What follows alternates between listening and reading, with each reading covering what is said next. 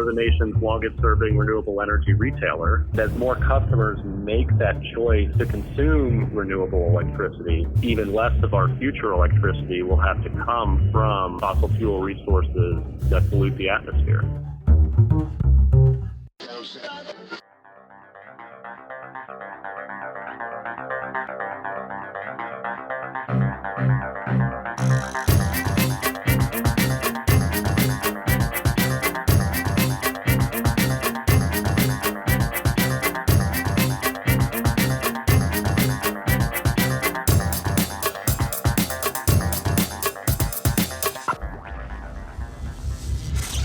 This is Energy Cast, and I'm Jay Downhauer. Today we are talking about getting your power from renewable energy and the company that has made that promise to customers for over 20 years. Unless you are completely off the grid, there's no way for your power to literally be 100% renewable. You're subject to whatever mix of power supplying the grid, and that may vary at that very moment. Coal, nuclear, gas, wind, you name it. And that's probably a good thing, because if it were a windless or cloudy day, chances are very few renewables would be producing energy at all. My guest describes the grid like a bathtub. Oh, rubber ducky, you're the one. You make bath time lots of fun. With several faucets pouring in and your energy usage like the drain. The more renewable energy in the tub, the cleaner, they say, the tub. My guess, you can have the benefits of reliable energy and the clear conscience of using renewables through the magic of RECs, renewable energy credits. It basically works like this. All renewable energy generates these credits in addition to the actual power produced. My guess buys wholesale power as it's needed, minute to minute, but also purchases these RECs to offset power that may have been produced during those minutes by something like nuclear or coal. The idea is that you've created a market for renewables regardless if the consumer present actually consumed those electrons. As more customers join plans like these and more RECs are needed to be purchased, more renewable energy projects need to be created to supply the RECs. If there aren't enough RECs out there, market forces drive up the cost of the RECs. My guest also will purchase greenhouse gas offsets, which we've discussed in episode 9. What had me curious was this idea of creating markets specifically for the different faucets in this hypothetical bathtub. Wind and solar have their fans, but what about nuclear energy? It's carbon free, even if it isn't renewable. And what about storage projects? If renewable energy charges those sites, renewable energy is being released into the grid, right? And many of you know I'm a huge fan of carbon capture on coal and natural gas. It's not renewable either, but the carbon capture is offsetting millions of tons of reliable baseload power. Shouldn't that get some recognition? My guess says that each of these technologies could get credit depending on the jurisdiction and the program available. It's true, we don't have a choice what comes through our fixtures, but schemes like renewable energy credits, zero emissions credits, and more are creating a market-driven change towards energy the consumer wants. My guest today is Daniel Richmond, manager of solar and strategic partnerships for Green Mountain Energy, a renewable-only retail electric provider based in Houston. The company has been around since 1997, making it the longest-serving clean energy provider in the country. Green Mountain was founded in Vermont by self-described flannel-wearing, sandal-footed, long-haired tree huggers. But in 20 years, the business is now mainstream. Retail electric providers are energy companies who you can choose to purchase your power from if you live in a deregulated energy market like Texas or New York. I live in a regulated market here in North Carolina, but Daniel says there may soon be products available even here. I knew about Green Mountain when I lived in Austin, where it was then headquartered, and I'll admit, back then I really wanted to work there. Shortly after I left Austin in 2010, Green Mountain was acquired by NRG Energy. Daniel came from NRG. In fact, you'll learn how he was involved in a project covered in one of my earlier episodes. I hope you enjoy my conversation with Daniel Richmond.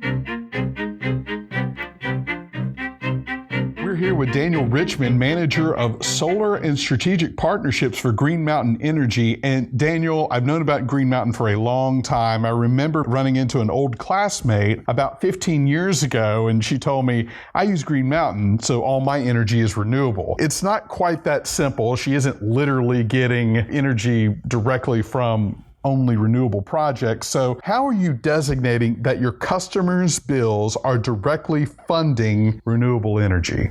Sure. We ensure that the electricity being poured into the grid on our customers' behalf comes from pollution-free and renewable sources. To make sure that happens, we purchase generic electricity to serve our customers' minute-by-minute power needs, and we also ensure that enough cleaner energy is being produced through the purchase of renewable energy certificates, called RECs, renewable energy credits. So in essence, buying and retiring these RECs on our customers' behalf ensures that renewable energy is generated that matches 100% of our customers' annual usage. Daniel, I was recently introduced to a company called Arcadia Power that claims to be able to operate in regulated markets. And the idea that they explained it to me was I sign up with them, they take my bill. For instance, I am in North Carolina with Duke Energy, and they fund renewable projects. So does Green Mountain have that kind of arrangement in regulated markets like mine? Just for point of information, I checked my zip code in Charlotte here and was told Green Mountain doesn't serve me. So help us understand that. I don't want to comment on Arcadia specifically because I don't know them in particular, but typically in regulated markets like your Duke Energy territory, a company can match the usage of your electricity with what we call unbundled RECs. Essentially, you can buy RECs separate from your electricity to make sure that your electric usage is paired with an equal amount of renewable generation. We serve electricity to households in Texas, Illinois, Massachusetts, Maryland, New Jersey, New York, and Pennsylvania. And it's actually good I've got those written down so I don't forget any. But we're moving into areas where we can sell unbundled RECs more easily.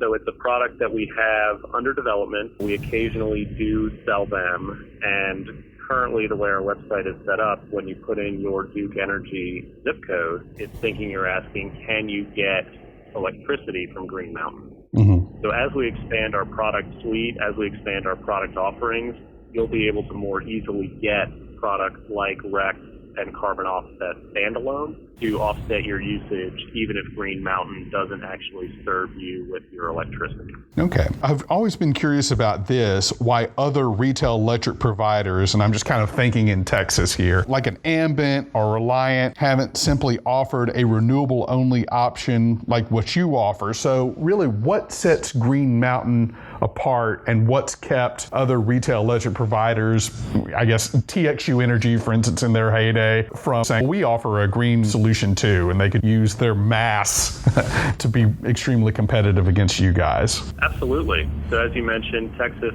is a competitive market. There are multiple retail electric providers, and there's really three things that set Green Mountain apart. We offer plans sourced from a variety of renewable resources. Solar and wind are our big ones. We take extra steps to ensure that our customers are really getting the renewable energy that we promised them. In essence, that those RECs are high quality, that the projects are legit. We go through a third-party audit. And the third one is that all of our plans are 100% renewable. Mm-hmm. There's no need for the customer to research, is this plan renewable, but this one is not. All of our plans are 100% renewable to make sure that no matter which plan somebody signs up for, they're getting 100% renewable energy. This is the product integrity, that audit that I mentioned. We vet all of our renewable energy and offset projects that we buy our RECs from. And to help us do that, we hire an independent auditor who is certified through a company called Green, as well as a peer-reviewed certified public accountant, to really help us go through the projects that our RECs are from and make sure that they're high quality. This audit includes tracking all of our REC and our carbon offset purchases back through the chain of ownership to the source that they originated from, as well as making sure that no double claiming of those RECs or offsets has occurred. It's possible that two companies could claim the same REC. Essentially, it's a big bookkeeping exercise to make sure that a source generating renewable energy, nobody tries to claim twice. And the reason we go through all that work is to show our customers that the emissions-free benefits they're getting are high quality and that no one else can claim the benefits that they're getting. Now that you've explained how RECs work, basically what you're doing is the grid is supplying a reliable amount of electricity, and your customers have elected to try to boost the renewable market, and you're buying renewable energy offsets. They're not exactly consuming the electrons, you're just creating that market. So let me ask you this. Say every possible customer used Green Mountain Energy, and the demand was higher than the renewables that were available. What then? It is a supply and demand market. There's a supply of RECs from all the renewable sources that are out there, and there's a demand for RECs from people consuming renewable energy. So as the demand goes up, the price of RECs rises, which causes renewable energy to be a more competitive generation source, which results in more renewable energy sources being built, putting more renewable energy onto the grid to keep that market in equilibrium. At a real high macro scale, there's the electricity market for the electrons themselves, and there's the REC market for the environmental benefits and the environmental attributes of those generation sources. So those two markets each stay in balance among themselves. The electricity market making sure that the electric grid is stable, and the REC market making sure that the environmental attributes are appropriately accounted for. We'd love to see everybody going renewable, obviously, and we've positioned ourselves in the market and set ourselves up to be able to support as many people as possible doing that. Yeah. To get to your point about, no, we're not running wires directly from a wind farm to somebody's house. Often picture the electric grid as a giant bathtub, which has multiple faucets running into it. Some of those faucets are coal or other fossil fuels. Some of them are clean renewable generation like solar and wind. Each time a consumer uses electricity, that's like water coming out of the bathtub, and each generation source is water filling the bathtub. So as the demand for renewable electricity increases, more of those faucets that are filling the tub become clean, and fewer of them become, think of it as brown water. Right.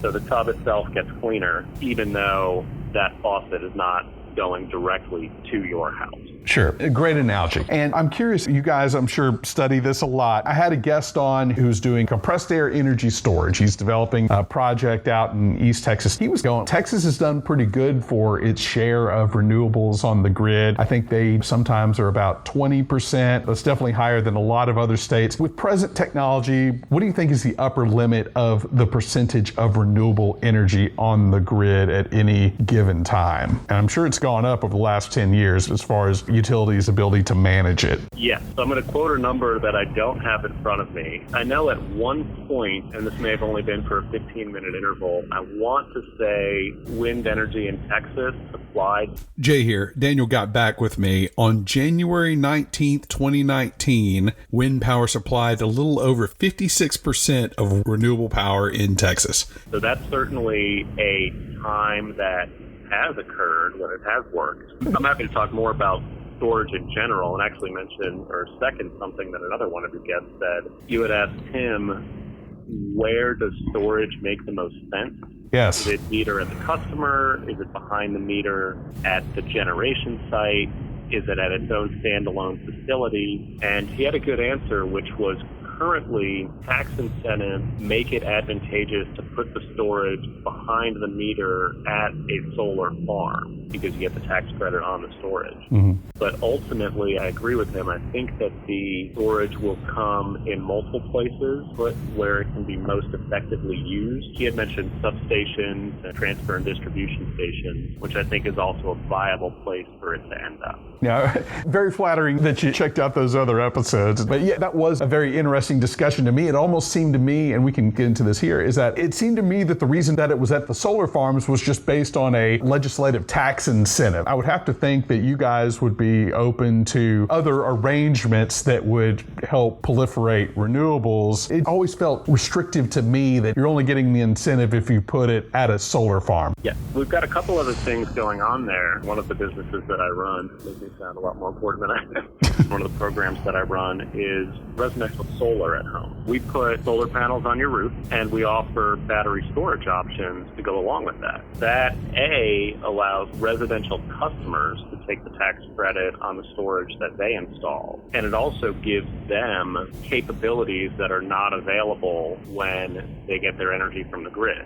Primarily the ability to still have power during a blackout. We use those Goal Zero portable power stations as well as the Tesla Powerwall. You mentioned compressed air storage. There are other ones, pumped hydro storage, which is really beneficial at utility scale, pumping water up behind a dam. Flywheel storage and molten salt storage. Most of those are at the scale of power plants, but at a home, the benefit of having storage there is you can more effectively use the electricity that you generate from the panels that are on your roof, and you have access to power in an outage that you can recharge. One thing I didn't know when I started this job was that even if you have panels on your roof, if there's a power outage, you'll lose power. That's a safety feature to keep the electricity in balance, to make sure that not too much of it is being fed to your appliances. But to keep your lights on during an outage, you can have a battery at home which recharges from your solar panels. As you probably could have guessed and probably have seen the interviews I've done, I'm big into storage, especially when it comes to renewables. When it comes to storage projects, this concept of RECs and offsets and the wholesale power market, I would assume you talked about pumped hydro and flywheels and these storage projects that are getting a serious look and come online. If I'm a Green Mountain customer, can you buy RECs for power that's produced at these storage projects? I want to understand how you can create a market for the storage as well as all the solar farms and wind farms as well. There are, as with everything, rules and regulations around what creates a REC. Storage itself obviously does not create REC, since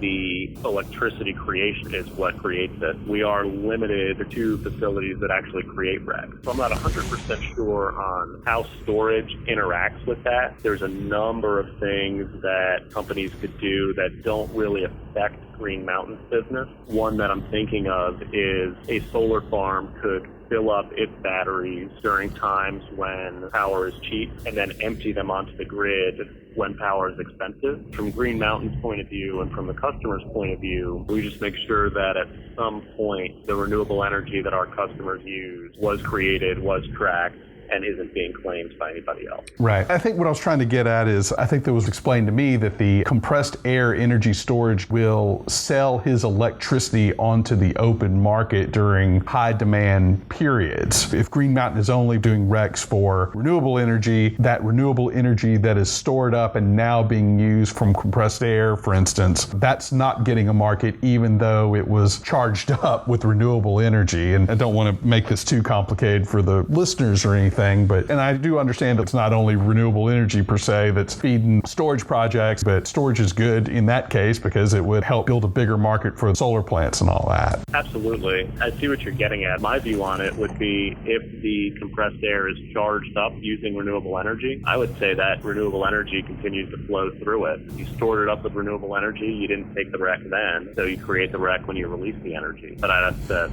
look into the rules of how those are created in order to give you a definitive answer. Yeah, no. Maybe I'm wagging the dog there. It's like, look, why don't you take a look into this? Because this is a rising tide that's lifting these boats.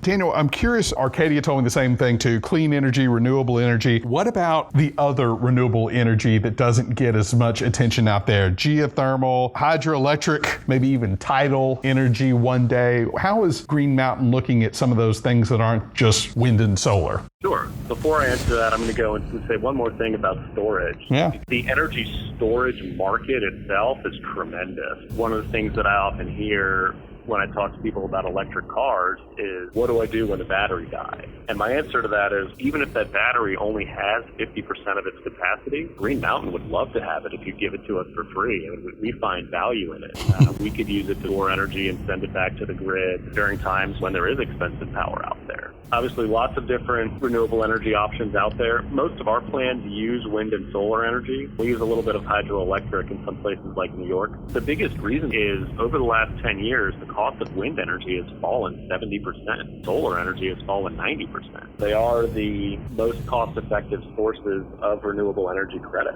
We're open to any source of electricity that generates renewable energy credits. Geothermal specifically has great potential, but is generally most effective in states like California and Nevada. Tidal energy still seems to be in its early stages as well. Certainly as more renewable sources come onto the grid, we could absolutely use those as well. And then getting into not renewable, but what some people would consider clean. I'm curious how you feel about one day offering just a nuclear energy option. I think there's a lot of people out there who want something done about climate who know that a single nuclear plant equals a whole lot of wind and solar projects. Have you guys ever thought about a nuclear energy option for folks? Personally, I'm a big fan of nuclear, although I know it has its own issues and is still developing with lots of research. Nuclear power plants don't generate RECs, at least in Texas. In some areas, they do generate zero emissions credits, but they're not considered renewable energy, even if they are zero emissions. Illinois and New York, for example, do offer zero emissions credits for nuclear energy. So because of our renewable focus and our promise to provide renewable energy, at the moment we don't offer nuclear-powered electricity plants, but it certainly is, as you mentioned, a great source of zero-emission electricity where you can get a lot of power. Yeah, if nuclear is probably a no at this point, what about carbon capture plants? Now, I know a lot of people are like, clean coal, we've been through this, but you're calling me from Houston. There's a functioning carbon capture plant in Houston, Petronova, run by NRG, capturing CO2, using it for enhanced oil recovery. And to add to that, I recently hosted a panel here in Charlotte, had representatives from Duke, Georgia Power, Dominion. They were really keen on this idea that I don't think you're going to see much more, if any, new coal plants, but they were really interested in seeing carbon capture on natural gas plants. You guys have to be looking at that too. What about carbon capture projects? These projects don't generate RECs, even if they are zero emission, because they're not renewable. Green Mountain doesn't have any interaction with them. But I actually worked on the Petronova project. Small world. I visited it. Petronova is a post-combustion carbon capture facility on a coal plant. It is the largest one in the world, and it is also one that operates profitably. It's self-sustaining in both a technical sense as well as an economic sense. I know you interviewed Net Power, who did a different technology, and that was actually the first I'd heard about that, using pure oxygen to combust natural gas instead of atmospheric air, and thus making the exhaust stream more pure CO2. I think it's a really cool idea and a great project, and I'm excited to see what they're able to do with it. And you could basically bop down the road because it's also in Houston. Exactly. Right. It's interesting, Daniel, your founders describe themselves as long-haired tree huggers. This is still on the website, I love it. Yeah. Who founded the company 20 years ago, and it seems like green energy and renewable energy is much more mainstream. I called it envirocapitalism when I was attending St. Edward's in Austin 10 years ago. At what point do you think renewables became less, I guess, granola and more mainstream? I think there's two things that have gone on. People tend to have gotten more conscious of environmental issues and of the impact specifically that their electricity usage has on the environment, both in terms of CO2 and in terms of local air pollution. 20 years ago, 30 years ago, 40 years ago, solar technology was around. It was also expensive. As the technology has matured, as research has gone into it, and as it's scaled up, it's become more economically viable, which has driven investment into it, which drives the cost down even more. So in the mid-2000s, utility-scale renewables started getting more attention from the business community. By 2012, wind energy was the largest source of new electric generating capacity, meaning there were more wind projects being built than projects being built that were fueled by any other technology. Green Mountain's customers helped create demand for the construction of more than 80 wind and solar facilities. And as more customers make that choice to consume renewable electricity, even less of our future electricity will have to come from fossil fuel resources that pollute the atmosphere. We're thrilled to be a leader in that change, And we're excited that solar is now going through that same rapid growth phase and rapid cost reduction phase that wind energy experienced over the last 10 or 20 years. And 20 years, that was a long time ago. It was all very much in its infancy. Very interesting to see what happens in the next 20 years. Just on the rooftop solar, 10 years ago, you kind of had to be a long-haired tree hugger to put it on the roof. Yeah. And now we're seeing you can put it up and it's cost competitive with grid power. That is the option where you can put up renewable energy and wire it directly into your house and say, my power is coming from those panels without any of the bookkeeping around RECs.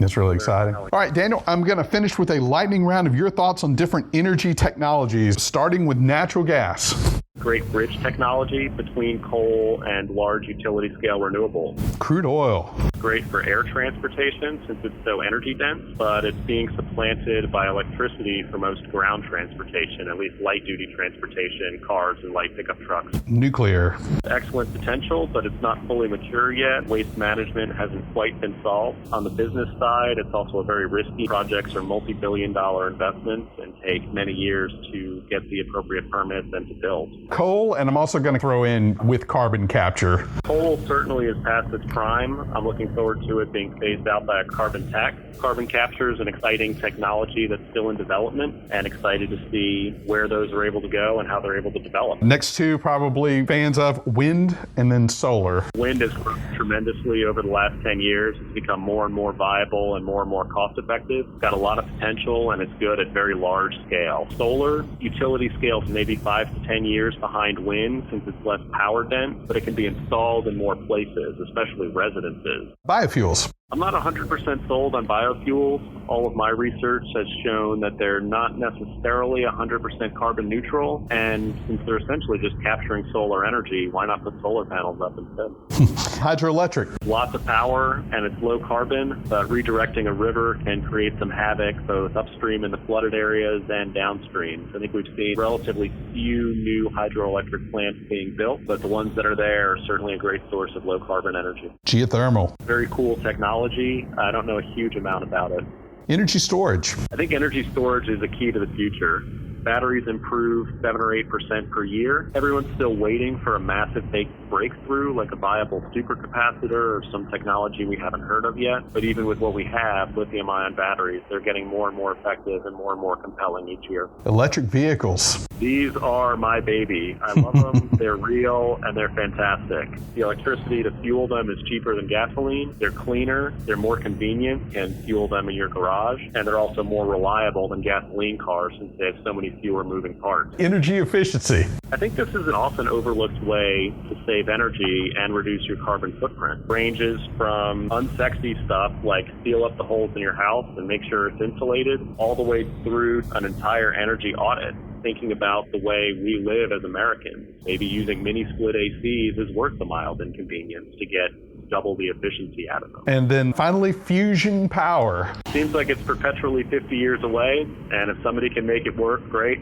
but I'm not holding my breath. I'll say the same thing that I did about biofuel. We have a nice fusion generator. It's called the sun. We can get that power into solar panels, and you could legitimately say that your energy is fusion powered. All right, Daniel Richmond, Green Mountain Energy, thank you so much for your time. Thank you, Jay.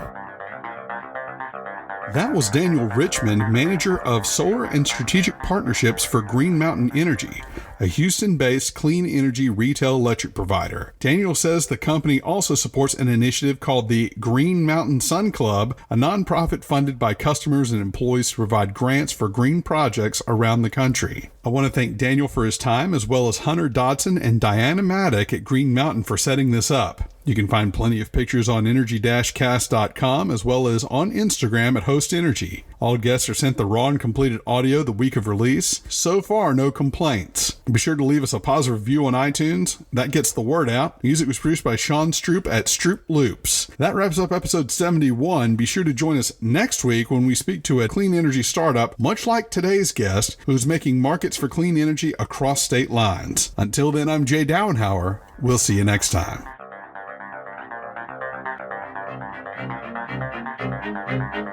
Thank you.